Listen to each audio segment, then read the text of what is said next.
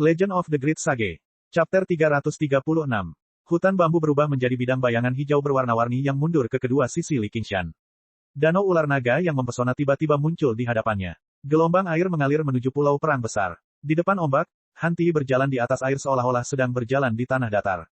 Li Qingshan melompat dan menginjak awan. Dia mengendarai awan dan mengejarnya, meninggalkan jejak awan yang panjang di belakangnya. Pilar-pilar besar dengan ketinggian berbeda mencapai langit. Lapangan seni bela diri besar sekolah militer berada tepat di depannya. Mata Li Qingshan tiba-tiba menyipit. Beberapa ratus murid sekolah militer berdiri berbaris rapi di stadion seni bela diri seperti patung. Setidaknya ada 1 hingga 200 murid militer yang muncul kali ini. Mereka telah meninggal dalam bencana sekte teratai putih. Meski semuanya tanpa ekspresi, ada rasa duka yang masih melekat di udara. Setelah melalui baptisan hidup dan mati, momentum mereka bahkan lebih dahsyat dari sebelumnya. Pasukan dengan kemarahan yang wajar pasti akan menang. Han Ti melewati formasi dan tiba-tiba berbalik. Tubuhnya masih meluncur ke belakang karena inersia. Kakinya membajak 2 alur dangkal di tanah. Dia mengangkat tangannya tinggi-tinggi seperti tombak dan mengarahkannya ke Li Qingshan. Pembalasan dendam. Pembalasan dendam. Raungannya seperti tanah longsor dan guntur. Li Qingshan melompat turun dari awan. Dia berjongkok dan mendarat dengan keras di tanah. Dia berdiri dan mengulurkan tangan kanannya seolah mengajak, ayo. Kali ini, tidak ada penonton di pulau itu. Selain murid militer, tidak ada murid lain yang diizinkan memasuki pulau itu. 2 pengecualian hanyalah Han Qiongzi dan Rusin. Han Qiongzi berdiri bersama 10 murid militer. Dia penuh minat dan semangat juang. Kali ini, Li Qingshan pasti akan kalah. Dia belum melihat kekuatan sebenarnya dari sekolah militer. Namun, dia merasa pria ini sangat menawan ketika dia bertarung melawan begitu banyak orang tanpa rasa takut. Rusin berdiri di sisi lain lapangan seni bela diri besar di atas platform pilar yang tingginya beberapa meter. Melihat ke bawah ke seluruh medan perang, bibir merahnya terbuka, dan memasukkan Zenki ke dalam suaranya, itu ditransmisikan ke telinga Li Qingshan. Bersikaplah lebih keras. Li Qingshan menutup telinga. Kali ini, dia tidak bisa menahan diri meskipun dia menginginkannya. Dia menggerakkan kakinya dan berlari ke depan dengan cepat. Detik berikutnya, dia berubah menjadi harimau hitam dan menyerbu ke dalam formasi militer. Beberapa murid militer terlempar karena tabrakan tersebut. Saat dia menoleh, matanya seperti mata harimau. Matanya yang seperti serigala bertemu dengan matanya. Siapkan formasi. Dia meraung. Para murid militer di sekitar Li Qingshan menahan diri untuk tidak menyerang. Mereka semua mundur, memperlihatkan 12 orang terkuat dan perlahan maju. Jika itu adalah serangan gabungan, tidak ada satupun sekolah yang mampu mengalahkan kaum militeris. Benar saja, itu lebih seperti ahli strategi militer. Li Qingshan menyeringai. Dari lemah menjadi kuat, lebih baik memberikan segalanya. Di mata para murid militer. Namun, itu seperti olok-olok atas penghinaan akibat kekalahan telak terakhir kali. Kesedihan karena kehilangan kawan seketika berubah menjadi kobaran api amarah. Saat mereka menyerang di saat yang sama, Zenki mereka berubah menjadi pedang, tombak, es, dan api. Terakhir kali, mereka bahkan tidak menggunakan serangan gabungan sampai akhir, tapi sekarang mereka langsung menggunakannya. Keputusan seperti itu terlintas di benak mereka. Kali ini, aku hanya butuh 1 gerakan untuk membuatmu terjatuh. Sebaliknya, hati Li Qingshan setenang air. Dia menggunakan indera keenamnya untuk merasakan segala sesuatu yang ada di depannya. Seperti yang diharapkan, tidak ada satupun cacat. Lalu, dia akan membuat cacat. Li Qingshan mengangkat tangannya. Zenki biru seperti gelombang melingkari lengannya. Namun, dia tidak menyerang murid militer manapun. Sebaliknya, dia dengan keras membenturkan tangannya ke tanah. Bang! Tanah bergetar, dan lubang yang dalam pun terbentuk. Gelombang kejut berbentuk cincin menyebar ke segala arah. Setiap murid militer tidak bisa menahan gemetar. Tidak memiliki kekurangan adalah kesempurnaan. Begitu kesempurnaan dihancurkan, kesempurnaan itu akan penuh dengan kekurangan. Melihat Li Qingshan lagi, dia telah menggunakan kekuatan pantulan untuk melompat ke udara. Pedang, tombak, es, dan api semuanya lewat di bawah kakinya. Dia setengah ketukan terlalu lambat. Li Qingshan melihat ke bawah ke medan perang. Dia mendorong telapak tangannya ke belakang. Tubuhnya seperti tombak lurus, menusuk sekelompok besar murid militer yang lebih lemah. Dunia kultivator adalah dunia yang mengejar kekuatan individu. Yang kuat menguasai segalanya. Mereka tidak dibatasi oleh pihak yang lemah. Bagaimana bisa begitu mudah untuk menang dengan mengepung mereka? Melihat situasi sebelumnya akan terulang kembali, Han Qiongzi menggelengkan kepalanya. Rusin berjongkok di sisi pilar tanpa mempedulikan citranya. Dia tersenyum bahagia dengan bibir merah dan gigi putihnya. Sepertinya dia tidak akan bisa mendapatkan biaya konsultasi sebanyak itu kali ini. Namun, melihat dia menderita adalah hal yang berharga. Seekor ular besar membuka mulutnya yang berdarah dan mencoba menelan Li Qingshan. Kepala ular tampak kokoh, dan leher ular tampak ilusi. Namun, ketika mencapai tubuh ular, ia menjadi pingsan dan menyatu dengan 500 murid militer yang mengelilinginya. Tanpa disadari, mereka telah membentuk formasi berputar yang aneh. Kartu truf terkuat militer, formasi militer. Melalui pelatihan ketat, semangat dan kemauan setiap orang digabung menjadi satu. Dengan kekuatan gabungan dari semua orang, mereka membentuk satu serangan. Formasi ular melingkar secara khusus dibentuk untuk membunuh para pembudidaya yang kuat. Energi vital melonjak. Li Qingshan berbalik dan meninju. Dengan keras, Li Qingshan terlempar. Dia menabrak pilar dan meluncur ke bawah. Tubuhnya terasa seperti akan hancur. Energi vital besar yang terkandung di kepala ular itu mungkin hanya sebanding dengan yang dimiliki oleh seorang penggarap yayasan. Hei, aku baik-baik saja. Li Qingshan mengangkat kepalanya dan menatap mata Rusin yang tersenyum. Dia tertawa keras dan berkata, menarik. Pertama kali dia mengalahkan murid militer itu menarik. Jika dia mengalami pengalaman yang sama lagi, dia pun akan merasa bosan. Hanya lawan yang kuat yang layak ditantang.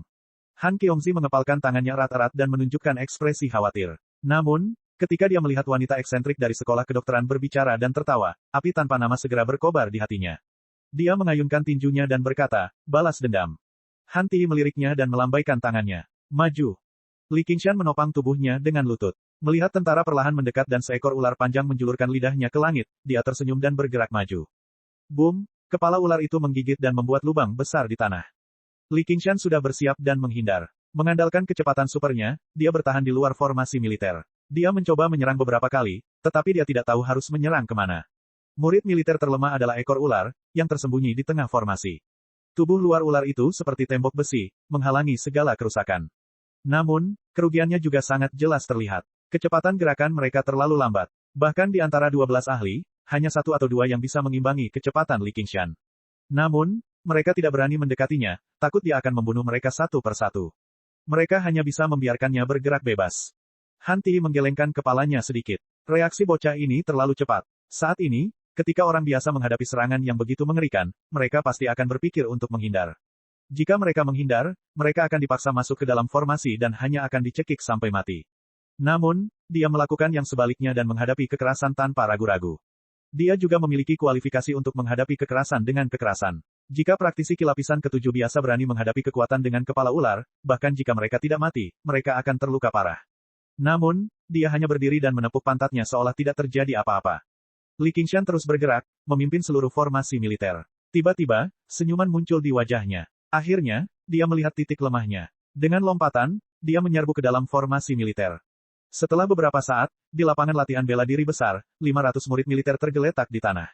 Namun, selama mereka masih sadar, mereka semua bersorak. Banyak di antara mereka yang menitikkan air mata kegirangan. Mereka telah menang. Li Qingshan yang seperti monster itu akhirnya jatuh. Depresi dan penghinaan yang telah terpendam di hati mereka selama berhari-hari sepertinya telah terobati saat ini. Li Qingshan menyerbu ke dalam formasi ular melingkar dan dengan cepat memisahkan formasi militer tersebut. Namun, dia langsung terjerumus ke dalam pertarungan sengit. Karena dia baru saja menerima serangan itu, dia menderita luka dalam. Akhirnya, ki aslinya habis dan kekuatan fisiknya tidak tahan lagi. Dia pingsan. Dia berbaring telentang dan menatap langit cerah. Tiba-tiba, sesosok tubuh menghalangi sinar matahari. Han Ti mengulurkan tangannya.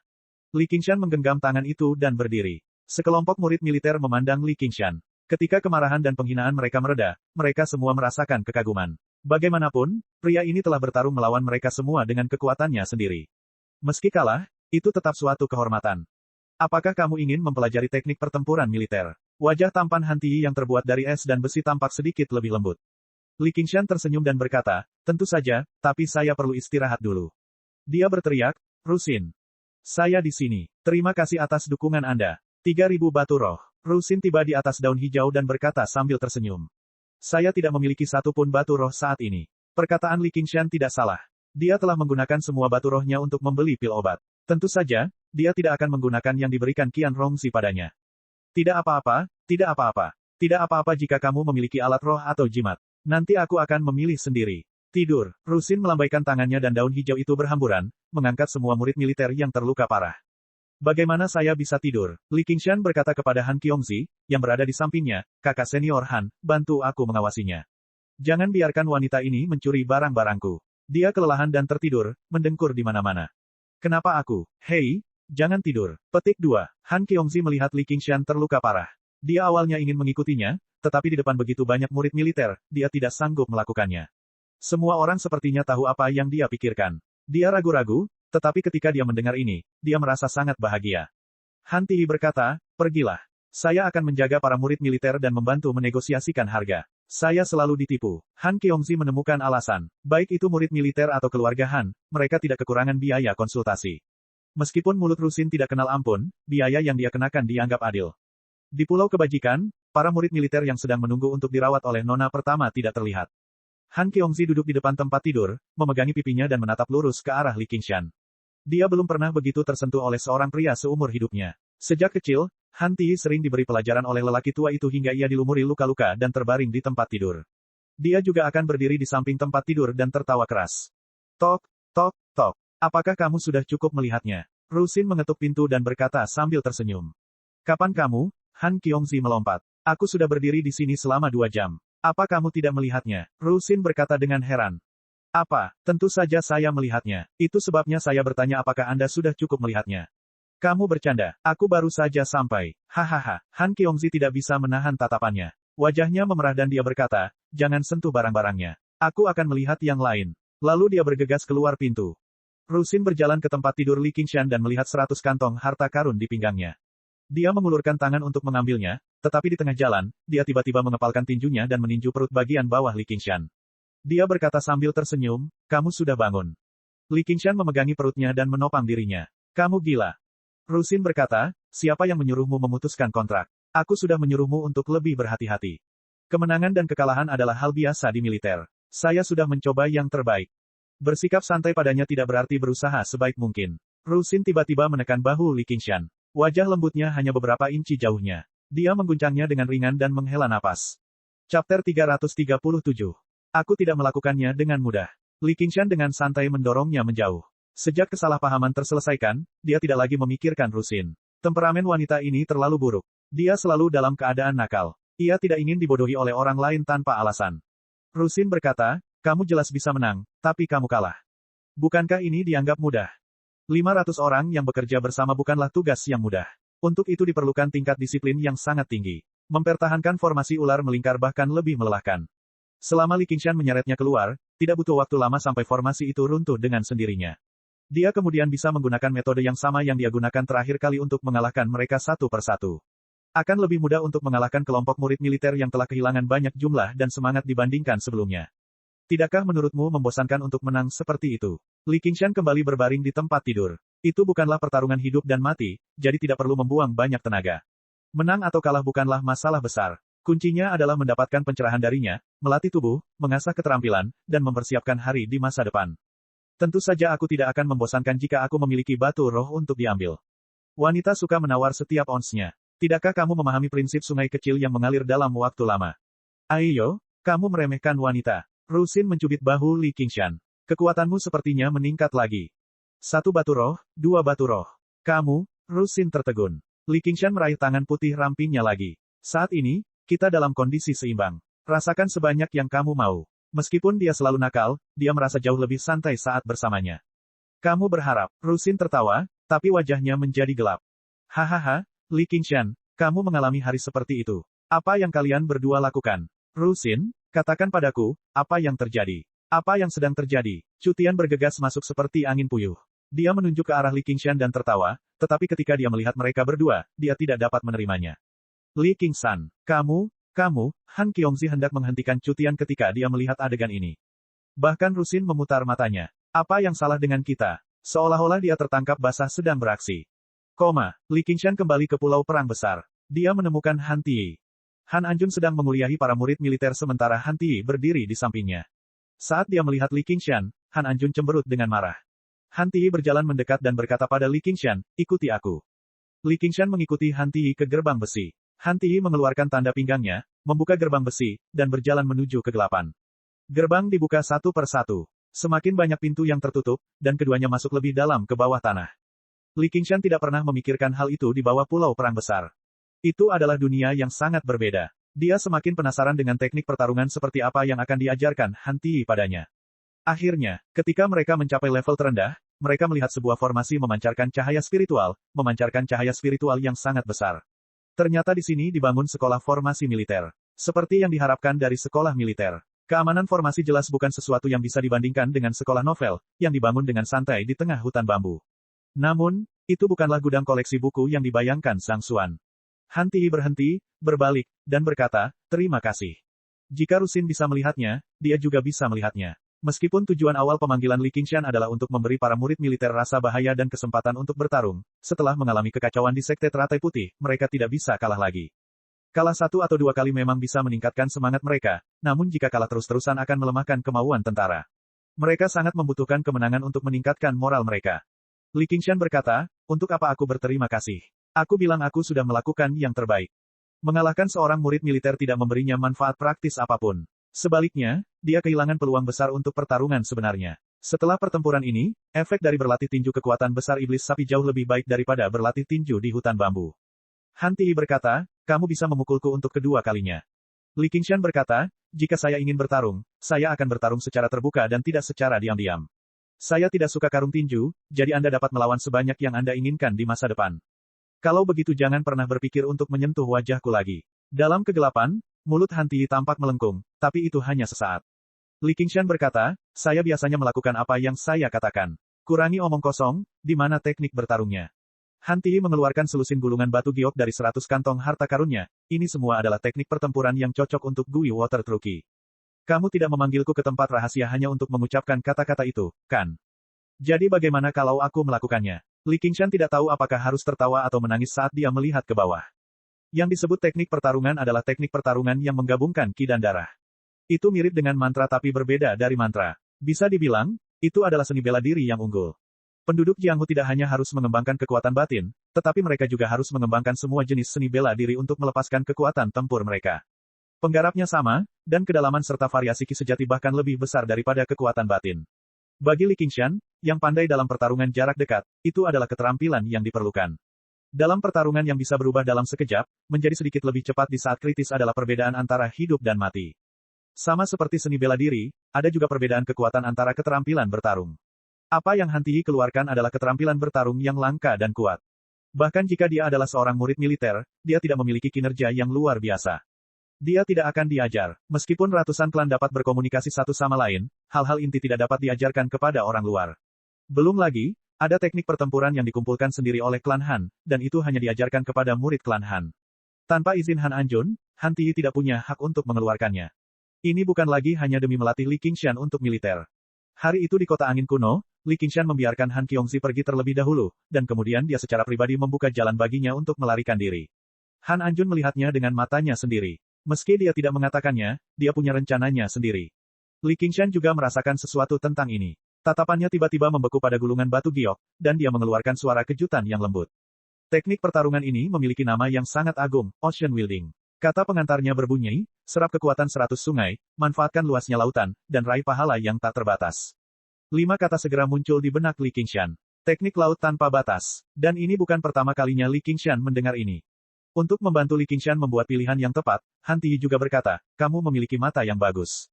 Ini adalah teknik pertarungan terkuat dari semuanya, tetapi memerlukan metode kultivasi khusus untuk mengaktifkannya.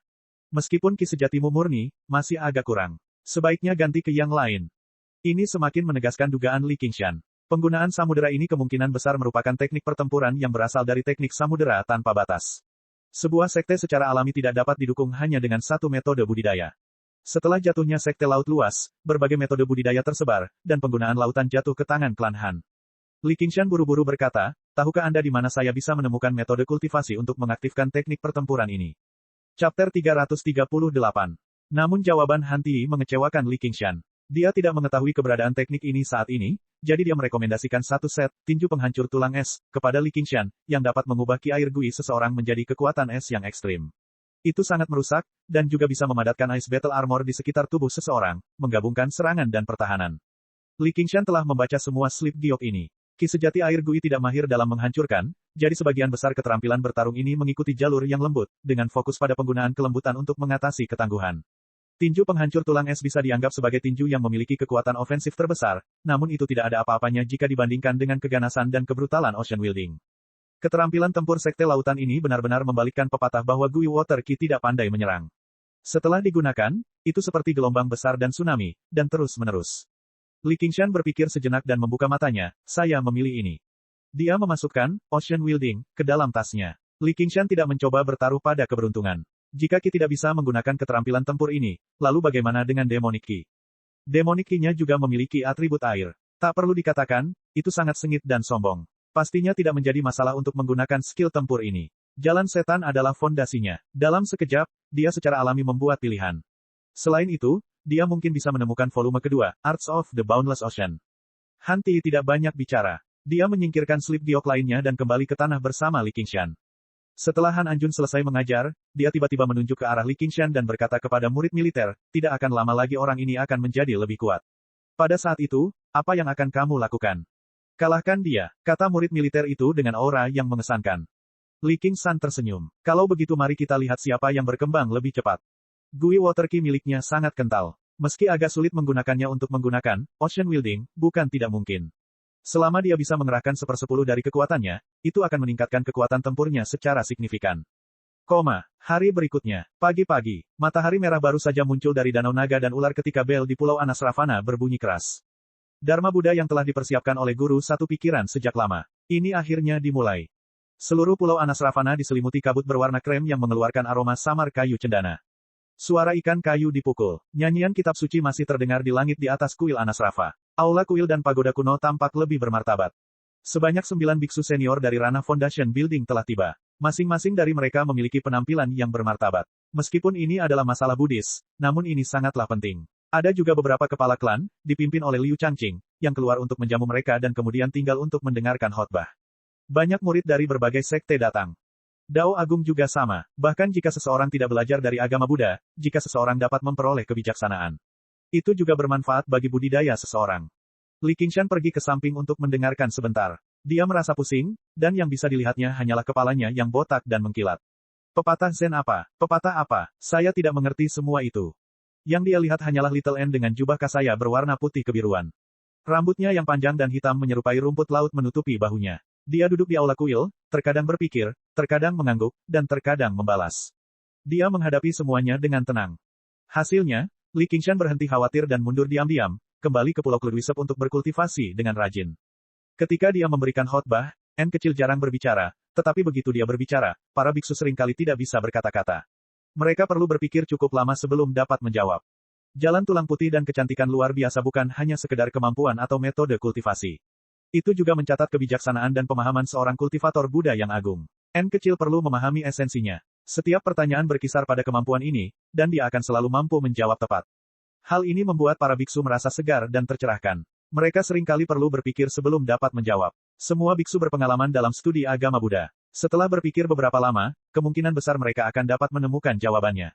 Namun, jawaban-jawaban tersebut seringkali berbeda, sehingga menimbulkan babak baru perdebatan. Ketika para biksu melihat ke arah Little N lagi, tatapan mereka benar-benar berbeda. Mereka curiga bahwa dia juga seorang surgawi yang bereinkarnasi, dan merupakan reinkarnasi dari pemimpin sekte. Jika dia tidak memiliki kebijaksanaan yang tersisa, bagaimana mungkin seorang anak menanyakan pertanyaan mendalam seperti itu? Ada beberapa pertanyaan yang bahkan mereka rasa tidak cukup cerdas untuk menjawabnya. Jelas sekali, mereka tidak bisa menjawab semua pertanyaan Little N. Kalau tidak, budidayanya tidak akan bertahan di yayasan pendirian. Namun, selama proses ini, pemahaman Little N tentang jalan tulang putih dan kecantikan luar biasa semakin mendalam pada tingkat yang lebih tinggi. Setelah memahaminya, dia bisa melonggarkan kendalinya atas ki refinemennya. Pada hari ketiga setelah pertemuan Dharma dimulai, budidaya ki refinemennya mencapai lapisan ke-9. Jelas, dia tidak jauh dari langkah terakhir itu. Hal ini membuat para biksu terkemuka benar-benar tercengang. Mereka belum pernah melihat seseorang berlatih ki seperti sedang minum air. Jika ini terus berlanjut, pendirian yayasan akan sangat mudah. Hal ini memungkinkan Master satu pikiran untuk sedikit menyeimbangkan, tetapi rencana awalnya gagal. Saat ini, sepertinya para biksu tidak sedang membimbing Little N. Sebaliknya, sepertinya Little N sedang membimbing para biksu. Namun, hal itu menimbulkan masalah lain. Para beku terkemuka yang tidak peduli pada ketenaran dan kekayaan semuanya menjadi serakah. Mereka merasa bahwa belajar di sekolah agama Buddha tidak dapat dianggap benar-benar menjadikan guru satu pikiran sebagai gurunya. Paling-paling, itu seperti hubungan antara seorang anak dan seorang guru di sekolah swasta. Dengan bakat Little N, dia benar-benar layak mendapatkan master formal dan lebih banyak dukungan. Aliran agama Buddha pada umumnya disebut sebagai Buddha, namun terdapat ratusan bahkan ribuan sekte di bawahnya. Mereka terus-menerus bersaing satu sama lain. Siapa yang tidak ingin murid seperti itu mewariskan warisannya dan menyebarkan ajarannya? Sudah terlambat bagi Master satu pikiran untuk merasa menyesal. Sejak pertemuan Dharma dimulai, dia sama sekali tidak membiarkan N kecil meninggalkan sisinya. Dia bahkan diam-diam menulis surat padanya. Namun, ada orang yang mengetahui hubungan antara Little N dan Li Qingshan. Mereka mengirim murid ke Pulau Kludwisep dan berdiskusi dengan Li Qingshan. Mereka semua diam-diam menawarkan manfaat yang sangat besar, sehingga Little N bisa menjadi murid mereka. Di bawah tirai malam, Li Qingshan mengantar orang lain. Dia berbalik dan melewati koridor yang dalam dan berkelok-kelok, kembali ke kamarnya. Seorang wanita saat ini sedang duduk di kursinya di kamar, membaca buku di bawah lampu. Dia sepertinya baru saja mandi dan mengganti pakaiannya. Rambutnya masih agak lembab, dan dia tampak jauh lebih pendek dibandingkan wanita biasa. Rambutnya hanya mencapai bahunya dan agak acak-acakan. Bahkan ada beberapa helai rambut yang menempel di dahinya dengan cara yang tidak bisa dijinakkan, membuatnya terlihat nakal, imut, dan malas. Jubah katunnya yang tipis, biru tua, dengan jelas menggambarkan lekuk tubuhnya yang menawan, seolah diam-diam memberitahunya bahwa dia sudah menjadi wanita dewasa. Wanita itu tersipu dan menutup bukunya dengan sikap tidak peduli. Dia melirik Li Qingshan. Apa yang kamu lihat? Kakak senior Han. Li Qingshan hanya berani membuat penilaian ini ketika dia mendengar suaranya. Hari ini, Han Qiongzi sangat berbeda dari penampilan kakak perempuannya biasanya. Dia sebenarnya tampak agak lembut saat membaca di bawah lampu. Apa yang salah? Han Qiongzi takut untuk menatap langsung ke mata Li Qingshan. Li Qingshan tersenyum dan berkata, saya pikir klan Han masih memiliki nona kedua. Mengapa Anda bebas datang hari ini? Setiap orang memiliki kehidupannya masing-masing, dan hal yang sama terjadi pada Han Qiongzi. Hua Sengzan sedang berkultivasi secara tertutup, jadi tanggung jawab sebagai murid utama dan komandan Serigala Merah menjadi tanggung jawabnya. Namun, hal-hal yang dapat diselesaikan Hua Sengzan dalam 2 jam sulit untuk dia tangani meskipun dia menghabiskan 10 kali lipat waktunya. Dia benar-benar kewalahan. Untungnya, dia cukup populer dan diberi tugas dengan tegas, jadi dia punya waktu luang. Jika itu terjadi di masa lalu, dia secara alami akan bersantai dan bermain sepuasnya. Namun, selama beberapa hari terakhir, dia merasa agak gelisah. Seringkali, sosok seseorang muncul di benaknya. Hari ini, dia baru saja mandi. Entah kenapa, dia berganti pakaian yang biasanya tidak dia pakai. Dia tidak bisa menahan diri untuk tidak berjalan mendekat untuk melihat apa yang sedang dilakukan Li Qingshan. Namun, dia tidak bisa mengatakan itu, jadi dia mengubah topik pembicaraan. Apa yang dilakukan biksu itu di sini? Li Qingshan menceritakan seluruh ceritanya, dan Han Qiongzi berkata, kuil Lone Mountain juga merupakan sekte berukuran sedang, jadi kita bisa mempertimbangkannya. Guru Lone Mountain adalah seorang kultivator hebat yang telah memadatkan Sarira. Dia terkenal di seluruh dunia, seluruh komando Rui. Saya tidak pernah berpikir muridnya akan berpartisipasi dalam pertemuan Dharma kali ini juga. Dia memenuhi syarat untuk menjadi guru Little N. Kuil Lone Mountain tidak terletak di prefektur Clear River. Biksu pendiri yayasan yang datang kali ini adalah murid langsungnya. Salah satu syaratnya adalah menerimanya sebagai murid atas nama gurunya. Li Qingshan berkata, bukankah menyenangkan tetap berada di 100 aliran pemikiran? Han Qiongzi berkata, dengan budidaya N kecil, mencapai pendirian yayasan hanyalah masalah waktu. Bagaimana dia bisa bertahan di 100 aliran pemikiran? Li Qingshan berkata, bukankah Komando Rui juga mempunyai 100 aliran pemikiran? Jadi kamu tidak tahu, ratusan aliran pemikiran di komando hanya untuk pertunjukan. Dengan perkenalan Han Qiongzi yang cermat, Li Qingshan baru saja mengetahui bahwa 100 aliran pemikiran di Komando Rui bukanlah versi yang diperluas dari prefektur Clear River.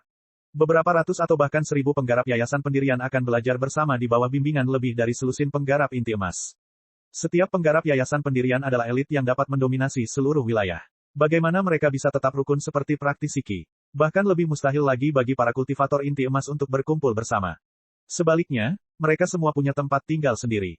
Sebagai hasilnya, ratusan aliran pemikiran di dalam komando pada dasarnya hanya ada dalam nama saja. Mereka lebih berperan dalam manajemen. Mereka bahkan tidak memiliki fungsi berkomunikasi satu sama lain. Bagaimanapun, barang-barang di domain dasar bisa ditukar. Namun, pada level ini, teknik budidaya apapun tidak akan berguna. Namun, pada tingkat ini, metode budidaya apapun akan menjadi rahasia masing-masing sekolah. Apalagi fakta bahwa murid luar tidak dapat mempelajarinya, bahkan murid sekolah utama pun harus secara khusus mengakui seorang guru sebelum mereka dapat mempelajarinya. Hubungan guru-murid seperti ini bukan lagi hubungan acuh tak acuh antara guru dan murid saat ini. Sebaliknya, hubungan itu kembali ke hubungan guru-murid tradisional, di mana mereka seperti ayah dan anak. Pada titik ini, menemukan master yang baik adalah hal yang paling penting. Jangan bilang aku harus mencari master juga, kata Li Qingshan. Tidak heran jika biksu tersebut sebelumnya mengisyaratkan bahwa dia dapat mengunjungi biara Lone Mountain. Han Qiongzi berkata, tentu saja. Siapa yang tidak ingin mencari guru untuk mendukung mereka? Kecuali bakat mereka kurang atau mereka terlalu tua, sehingga mereka tidak dapat menemukan guru yang mau menerimanya. Li Qingshan jelas bukan salah satu dari mereka. Dapat dikatakan bahwa siapapun yang dapat muncul sebagai penggarap yayasan pendirian di bawah sistem biaya aneh dari 100 aliran pemikiran pasti akan menjadi anak ajaib. Mereka tidak perlu khawatir untuk menemukan master. Ini adalah metode khusus pewarisan dari 100 sekolah. Itu berbeda dari sekte budidaya, tetapi juga serupa. Li Qingshan mengulurkan tangannya. Apakah sekolah novel memiliki penggarap inti emas? Atau dengan kata lain, pembudidaya jimat emas? Aliran novel pada dasarnya mengembangkan jimat ilahi ciptaan agung. Setelah kesengsaraan surgawi kedua, warnanya akan berubah menjadi emas. Sebenarnya selain yayasan pendirian, semua penggarap di dunia adalah sama. Lebih jauh lagi, karena metode budidaya yang berbeda, mereka akan disebut berbeda. Aliran Buddha menyebutnya sarira, aliran novel menyebutnya jimat emas, embrio pedang untuk penanam pedang, dan penanam inti emas. Ini masih merupakan kebiasaan yang diturunkan dari zaman dahulu. Han Qiongzi menunduk. Boleh jadi murid aliran novel, tapi belum tentu harus mencari master dari aliran novel. Misalnya saya mungkin murid aliran legalisme, tapi kalau bisa mencapai yayasan pendirian, aku pasti akan mengakui pamanku sebagai tuanku. Paman Han Qiongzi jelas merupakan salah satu dari 3 pilar Komando Rui, Jenderal Besar Han Angwo. Chapter 339. Li Qingshan terkejut. Meskipun ia adalah murid sekolah novel, budidaya utamanya masih pada jalur sekolah militer yang menggabungkan tubuh dan ki. Dia mungkin tidak bisa menemukan guru yang lebih baik daripada Han Angwo di seluruh Komando Rui. Efek dari seorang master yang baik terlihat jelas. Misalnya, volume kedua Arts of the Boundless Ocean dapat ditemukan dengan satu pesanan darinya. Kultivasi hanya dapat diubah menjadi kekuatan dan pengaruh melalui akumulasi waktu. Dari sudut pandang ini, Gu Yanying mungkin lebih baik lagi. Sebagai putri Dewa Elang, prospek masa depannya tidak terbatas. Namun, Li Qingshan tidak cukup bodoh untuk menyebut wanita lain di depan Han Qiongzi. Dan, tidak peduli apa, dia menolak untuk menundukkan kepalanya di hadapan wanita itu. Ketika orang lain menyukai seorang wanita, mereka harus bertekuk lutut dan berkompromi, tetapi dia hanya perlu menegakkan punggungnya agar wanita itu dapat melihatnya. Kata-kata Han Qiongzi sepertinya tidak disengaja, tetapi sebenarnya ada banyak makna di baliknya. Apakah dia menyiratkan bahwa jika dia menjadi menantu keluarga Han, dia akan bisa menjalin hubungan dengan keluarga Han dan meminjam kekuatan mereka? Dia harus mengakui bahwa godaannya cukup besar. Dan, itu juga sedikit menyentuh Li Qingshan. Apapun yang terjadi, memiliki seorang wanita yang begitu memikirkan Anda selalu merupakan sesuatu yang patut disyukuri. Terima kasih. Untuk apa kamu berterima kasih padaku? Aku hanya mengatakannya dengan santai. Aku tidak akan memperkenalkanmu padanya. Jika kamu ingin mengambil jalan ini, mohonlah pada ayahku sendiri. Wajah Han Qiongzi menjadi lebih merah di bawah cahaya lentera. Aku, Han Qiongzi, belum sampai pada titik di mana aku harus menggunakan keluargaku untuk memindahkan seorang pria. Pah, kenapa aku harus memindahkannya? Apa istimewanya dia? Dia hanya sedikit lebih berjiwa bebas dan gagah berani dibandingkan murid-murid keluarga Han, dan dia sedikit lebih bertekad dan disiplin dibandingkan murid-murid legalisme. Biasanya, dia tidak mengambil hati keinginannya, tapi dia bisa membela dia di saat dibutuhkan, tanpa rasa takut akan kematian. Untuk sesaat, hatinya berdebar kencang. Dia tidak lagi riang seperti dulu. Namun, dia tidak mengatakan apapun tentang hal itu. Itu membuatnya tergoda untuk mencengkeram lehernya dan menyelesaikan masalah ini.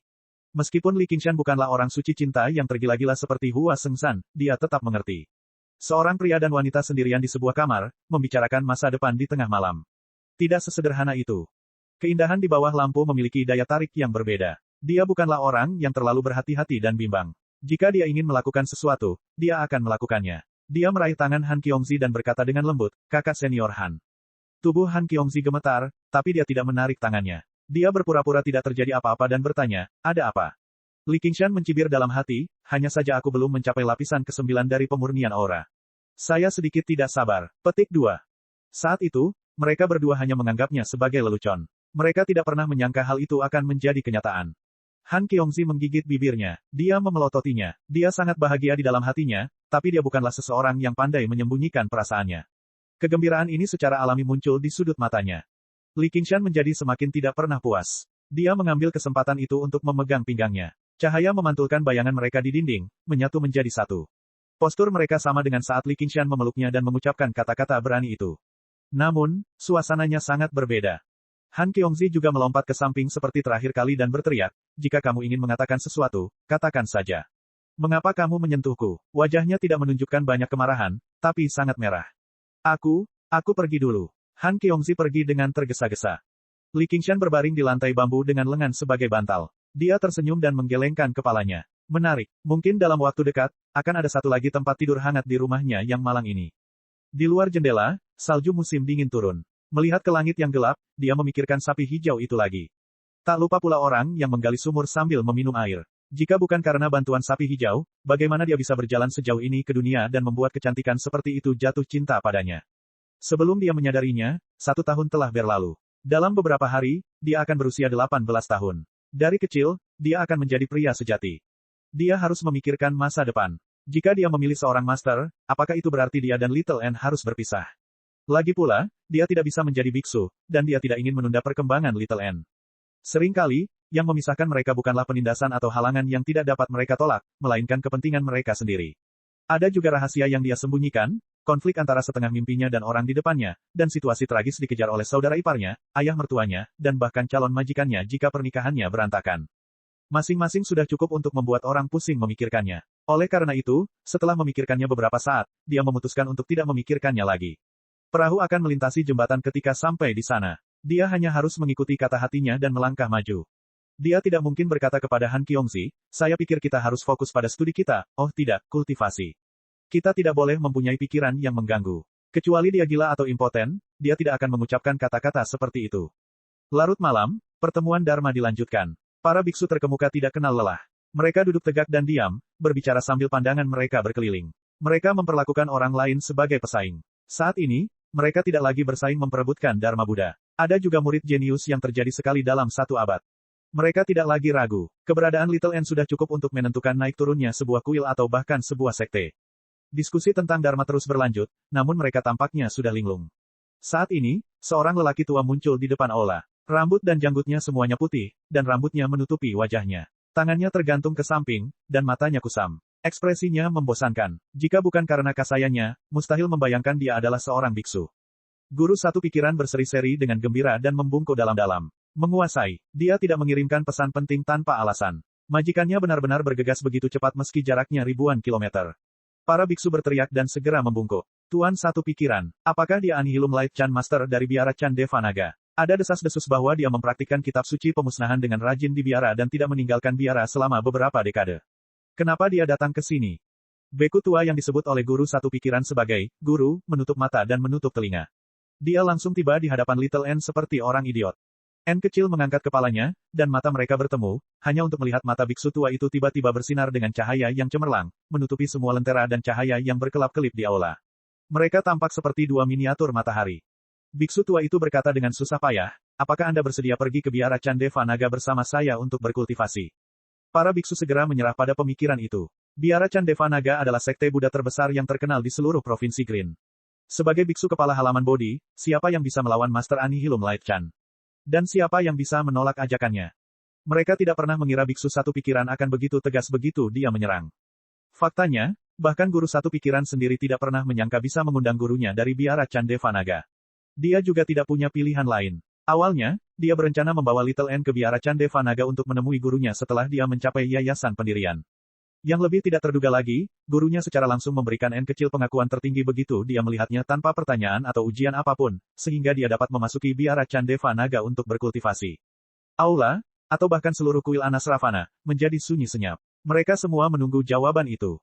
Hasilnya tanpa ketegangan apapun. Sekte Chan telah mendapatkan keajaiban luar biasa lainnya. Tak lama kemudian, otoritas biara Devanaga Chan akan menjadi lebih kokoh dan tak tergoyahkan. Chapter 340. Saya tidak mau. Ekspresi Xiao An tetap sama saat dia menjawab dengan suara yang jelas dan lembut. Aula Buddha tampak menjadi lebih sunyi. Di relung Buddha, pipi montok patung Buddha berkilauan dengan cahaya keemasan di bawah iluminasi lentera api abadi. Ada senyuman yang dalam di sana. Alis dan matanya yang tipis sepertinya menarik perhatian semua orang yang beriman, tetapi pada saat yang sama, dia sepertinya tidak melihat apapun. Semua orang ragu apakah mereka salah dengar atau tidak. Itu adalah undangan yang tidak dapat ditolak oleh siapapun, tetapi ada yang menolaknya. Mulut Master satu pikiran ternganga. Bahkan pikirannya terhenti sejenak. Saat itu, setelah berhasil mencapai pendirian yayasan, ia keluar dari 100 aliran pemikiran dan menolak undangan beberapa kuil, menuju ke biara Chan Devanaga yang jaraknya ribuan kilometer untuk menjadi murid. Dia berlutut di luar aula Bodhi selama 3 hari 3 malam sebelum guru Anihilum Light Chan menerimanya ke aula Bodhi. Dia diuji selama 3 tahun sebelum dia diterima sebagai murid formal. Dia tidak pernah menyesali pilihan ini. Kalau tidak, dengan keberuntungan dan bakatnya, mustahil baginya untuk maju ke alam yang lebih tinggi. N kecil, kamu. Anihilum Light Chan Master mengangkat tangannya dan menghentikan Master satu pikiran untuk melanjutkan. Dia memandang N kecil. Ekspresi Little N tenang dan tidak tergerak. Master Anihilum Light Chan menghela nafas. Jalur kultivasi tidak terbatas, dan Dharma Buddha tidak terbatas. Mengapa Anda harus bertahan dengan keras kepala? N kecil membungkuk dan berkata, terima kasih, Shizun, karena telah menganugerahkanku nama Dharma ini. Jika tidak ingin berpisah darinya berarti keras kepala, maka dia lebih suka menggunakan ini sebagai nama dharmanya dan tidak pernah mengubahnya. Anihilum Light Chan Master tersenyum pada awalnya, bersukacita atas kepintaran pemikirannya. Lalu dia menghela nafas, menyesali betapa keras kepala dia. Lalu, tanpa membenarkan atau menyangkalnya, dia melayang pergi. Master satu pikiran itu naik dengan ekspresi campur aduk dan membungkuk. Adik perempuan Wan Will. N kecil membalas isyarat itu. Kakak senior Yin Yan. Meski tidak ada upacara, namun bagi Sekte Zen, yang memberikan perhatian khusus pada, mengarahkan hati dan melihat sifat seseorang untuk menjadi Buddha, sapa yang dangkal ini tidak berarti apa-apa.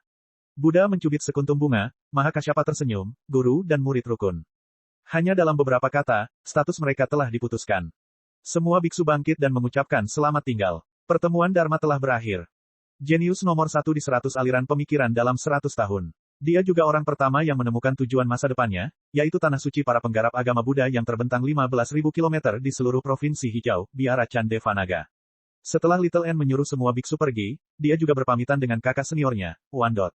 Master satu pikiran jelas tahu kemana dia ingin pergi. Dia melambaikan tangannya tanpa daya. Pergi, bahkan tuannya tidak bisa berbuat apa-apa. Dia diam-diam mengizinkannya menggunakan satu kehendak sebagai nama dharmanya. Bagaimana dia bisa peduli tentang hal itu? Di Pulau Kludwisep, setelah mendengar apa yang terjadi, Li Qingshan terdiam beberapa saat. Dia mengusap kepala Little N dan tersenyum. Jika kamu ingin berkultivasi di Biara Candevanaga di masa depan, aku akan menjadi biksu bersamamu. Namun, aku hanya akan menjadi biksu yang minum dan makan daging, ditambah biksu mesum. N kecil menggelengkan kepalanya. Tidak, aku akan tinggal bersamamu. Aku tidak ingin kamu menjadi biksu yang makan daging dan minum anggur. Li Qingshan berkata, saya mengerti. Jika waktunya tiba, saya akan berkunjung ke Biara Candevanaga bersama Anda dan mendapatkan manfaat dari Annihilum Light Chan Master. Anda bisa keluar dan bekerja sendiri. Saya juga akan mencari seorang master untuk mempelajari satu atau dua hal. Saat itu, saya akan membangun tempat tinggal, dan Anda dapat membangun kuil di sampingnya.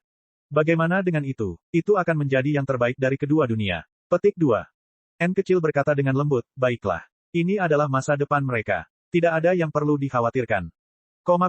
Hari sudah larut malam. Keduanya berbaring telentang, menatap langit-langit. Mereka mendengarkan gemerisik salju di luar bersama-sama. Mereka berdua merasa sangat damai di dalam. Oh iya, apa pendapatmu tentang kakak perempuan Han itu? Li Qingshan berbalik dan berbaring miring. Kakak Han, N kecil berbalik dengan ragu. Kedua matanya yang besar bersinar dalam kegelapan. Dia Han Qiongzi. Dia bernilai 100 orang biasa, kata N kecil acuh tak acuh. Aku tidak menyuruhmu memakannya. Lupakan saja, nak. Kamu tidak akan mengerti meskipun aku memberitahumu. Li Qingshan terdiam. Dia berbaring kembali. N kecil naik ke atasnya dan menatapnya. Baiklah, aku akan memberitahumu. Li Qingshan mengangkat tangannya tanda menyerah dan menceritakan apa yang terjadi malam ini. Kamu menyukainya. N kecil berkedip. Sedikit. Li Qingshan mengangkat bahunya. Han Qiongzi secara alami adalah gadis yang baik. Meskipun mereka tidak memiliki perasaan yang mendalam satu sama lain, selama mereka menghabiskan waktu bersama, secara alami mereka akan memiliki perasaan satu sama lain. Orang tuanya di kehidupan sebelumnya dan kehidupan ini semuanya mengalami hal yang sama. Itu bukanlah drama percintaan kelas 3 di mana mereka harus saling mencintai sampai mati. Kamu ingin menikahinya. Dengan terbangunnya banyak kenangan, terutama setelah membaca banyak novel untuk Li Qingshan, N kecil pun sudah tidak asing lagi dengan hal-hal tersebut.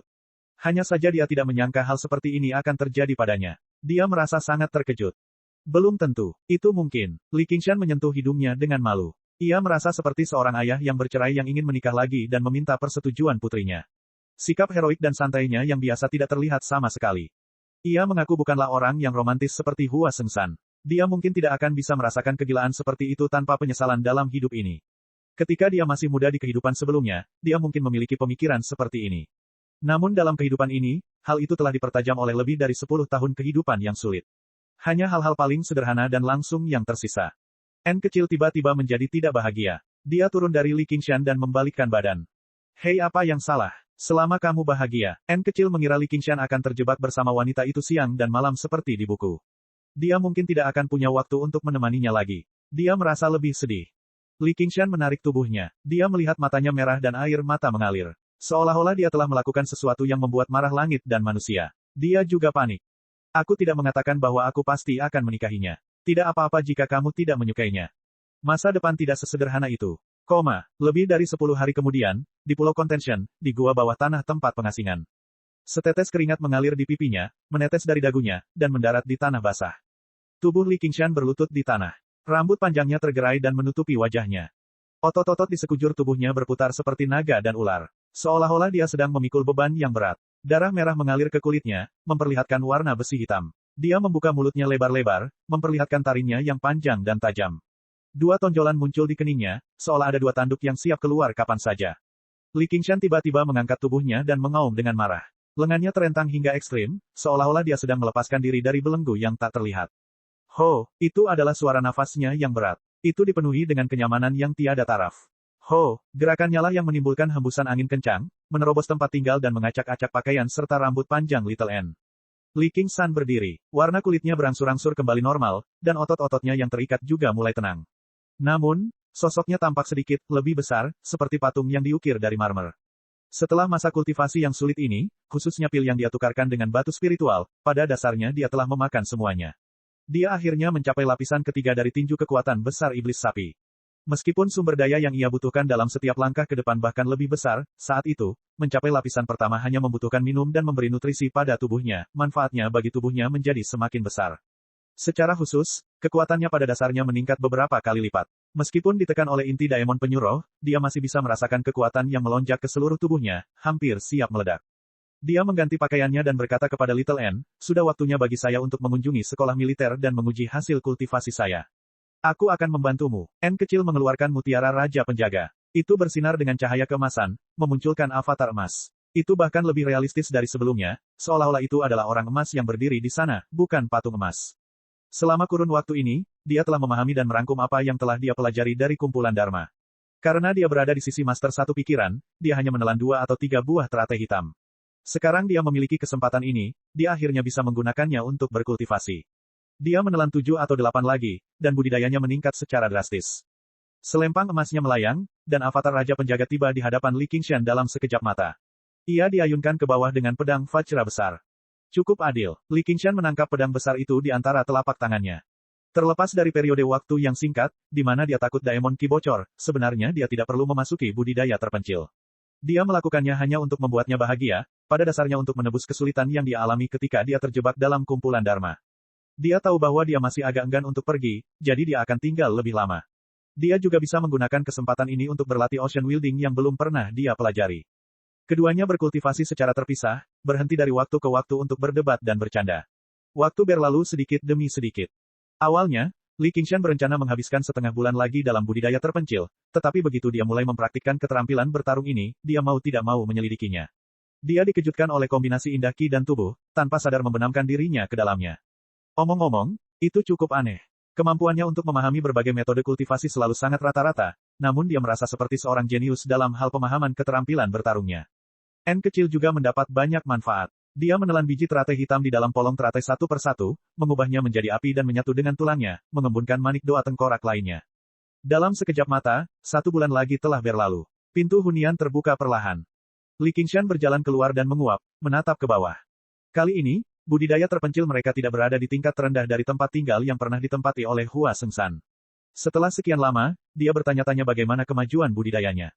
Ayo pergi. Li Qingshan memeluk Little N dan melangkah ke lubang di depannya. Kali ini, tidak ada awan yang mengembun. Sebaliknya, cahaya biru seperti gelombang muncul di bawah kakinya. Seolah-olah dia sedang menginjak mata air, dia membubung ke langit. Penguasaan lautan. Jurus menginjak gelombang mengembunkan air menjadi bentuk. Dengan menggunakan kekuatan air, kecepatan seseorang beberapa kali lebih cepat daripada cloud trading. Terlebih lagi, ketangkasan seseorang meningkat pesat, seolah-olah seseorang bisa berjalan di langit. Setelah muncul dari bawah tanah, langit menjadi biru dan matahari bersinar terang. Salju telah mencair, dan pemandangan musim semi sangat indah. Li Qingshan mundur selangkah lagi dan menembak ke arah Pulau Kludwisep di kejauhan. Selama periode waktu ini, kemauan yang terkumpul dalam jimat ilahi ciptaan agung telah mencapai puncaknya. Meskipun dia tidak bisa melihatnya dengan matanya sendiri, efek dari buku dan lukisan itu jelas sangat bagus. Terlebih lagi, seperti yang diharapkan, album lukisan tipisnya memiliki level yang lebih baik, dan dia dapat dengan mudah menyulap karakter di dalamnya. Namun, itu masih belum cukup. Dia harus menjadi lebih kuat untuk mendapatkan peluang. Sudah waktunya untuk keluar dan menggunakan lukisan di tangannya untuk melakukan publisitas, sehingga ilusi itu bisa menjadi nyata. Cek cek cek cek cek cek cek cek. Rakan-rakan kultivator sekalian, sebelum retret, sila terus berkultivasi untuk jurus subscribe, like, share dan komentar agar sekte ini terus berkembang pesat.